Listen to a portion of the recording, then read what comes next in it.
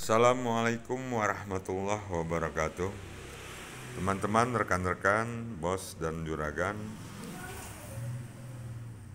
salam satu hobi, salam ducang, salam kemirimania.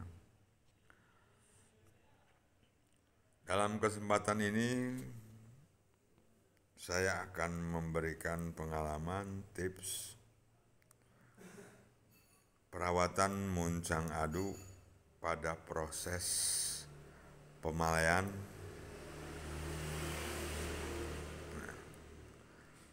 Biasanya setelah proses pembaceman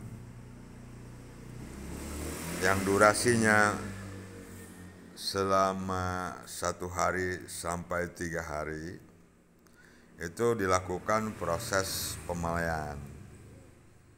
Ya, biasanya kadar minyak yang terkandung dalam batok muncang itu cukup tinggi karena sudah dilakukan proses pembaceman. Dan dalam pemalaian juga sering dioleskan minyak. Kalau pengalaman saya pribadi, setelah proses pembaceman dan pemalaian sekitar 3-5 hari, biasanya saya melakukan pencucian dan setelah itu perendaman. Pencucian yang bertujuannya adalah untuk membersihkan kulit muncang dari minyak, membersihkan kulit batok muncang dari minyak.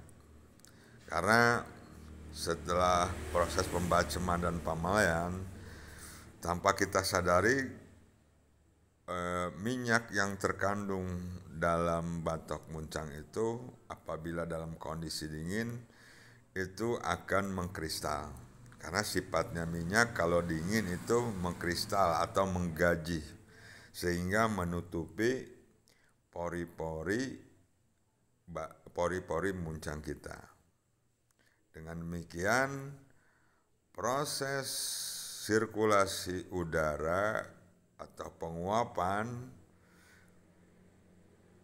yang ada, cairan yang ada di dalam muncang itu akan dengan sendirinya terhambat, tertutup oleh minyak yang sudah menggaji.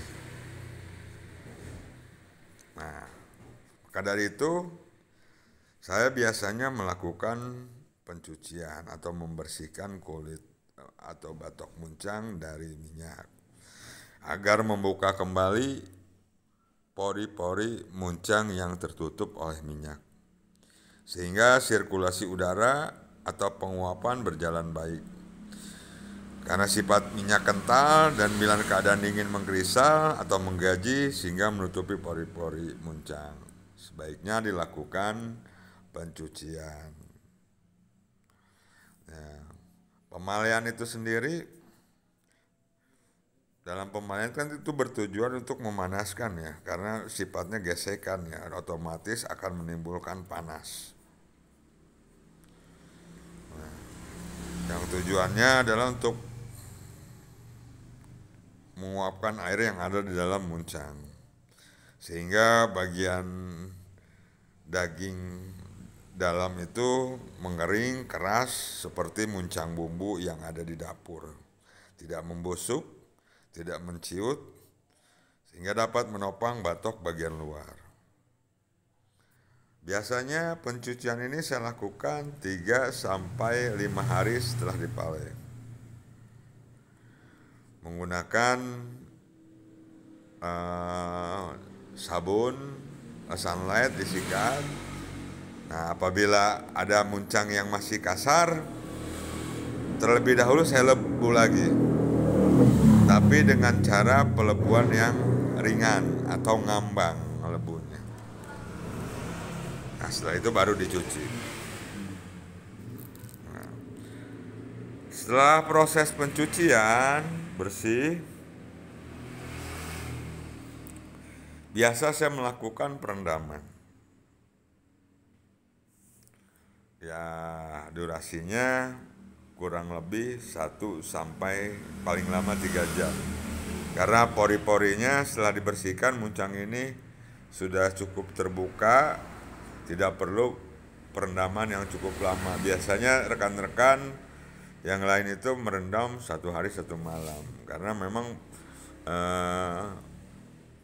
muncangnya belum dicuci bersih. Kalau sudah dicuci bersih, ya nggak perlu perendaman terlalu lama. Ya. Tujuan perendaman ini untuk mengembalikan kelembapan batok muncang. Karena dengan otomatis ya proses pemalian itu mengakibatkan batok muncang itu mengalami kekeringan karena kan penggesekan menimbulkan panas, penguapan. Ya. Direndam kembali sehingga mengembalikan kelembaban batok muncang. Durasi perendamannya kalau saya nggak terlalu lama, 1 sampai 3 jam. Paling lama 3 jam. Tergantung kondisi dari muncang, terlalu kering atau biasa sedang-sedang saja. Nah itu tinggal pilih sehingga tepat perendamannya, durasi perendamannya. Apabila tidak dilakukan perendaman dalam beberapa hari, 3 sampai 5 hari atau seminggu, cenderung kulit batok muncang itu mengalami kekeringan, mengakibatkan getas. Apabila diaduk gampang pecah karena kering. Nah setelah perendaman, ini muncang yang sudah direndam ya, ini akan setelah direndam biasanya saya melakukan proses pemalian kering tanpa minyak dulu. Apabila pembacemannya baik dan pemaliannya baik, karena biasanya dengan sendirinya pemalian juga menggunakan minyak ya. Setelah dibacam, dipale, nah, minyak sudah menyerap. Setelah perendaman ini saya lakukan pemalian kering. Dengan otomatis apabila baik dalam pembaceman, minyaknya itu akan naik lagi ke atas. Nah ini coba kita lihat. Setelah dicuci dan direndam, paling sebentar aja ini minyaknya sudah naik ke atas ya. Nah,